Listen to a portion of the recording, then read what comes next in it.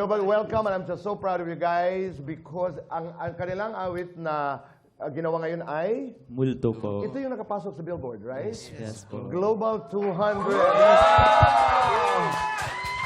Noong panahon na nalaman nyo na nakapasok sa Billboard, ano ang inyong reaksyon? Sen, ikaw magkwento. Kakagising ko lang po nun, tapos hindi pa ako makapaniwala, kaya nag-check ako sa GC. Tapos ayun ang ingay. 50 messages unopened. How did you guys react? I mean, is this the first song to get into dito sa Pilipinas? I'm sorry. Una, Yes no? po, global. Global.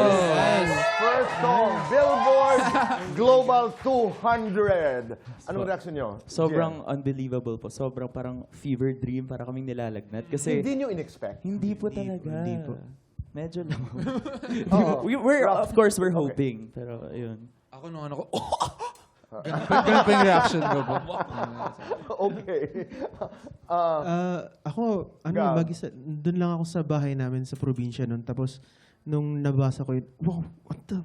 Gano'n yun. Tapos tinignan ko yung messages namin. Puro, congrats guys, congrats guys. Ganun. Tapos ako doon sa bahay namin, nagsisisigaw ako. Doon. Bahay, probinsya, Yeah, where is this? sa Pangasinan po. Pangasinan. Yeah. Kasi you guys got together in Baguio dahil you went to the same school. Yes po. Pero Yes ang po. probinsya ay, para naman malaman natin, Ayun po, kami pong apat, Pangasinan and then Pangasinan. Yes po. I'm from Abra po.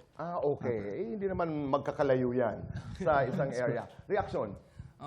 Honestly po, nung naging one yun, wala po ako sa bahay. Nagbabike ako since vacation namin yun, after concert. Tapos pagka-uwi ko ng bahay, gulat na gulat din po ako. Hindi pa ako naniniwala nung una. Oh. Kasi parang ilang years rin po bago namin na-reach yung moment na yun. Kaya parang sobrang unbelievable po sa akin. And well-deserved.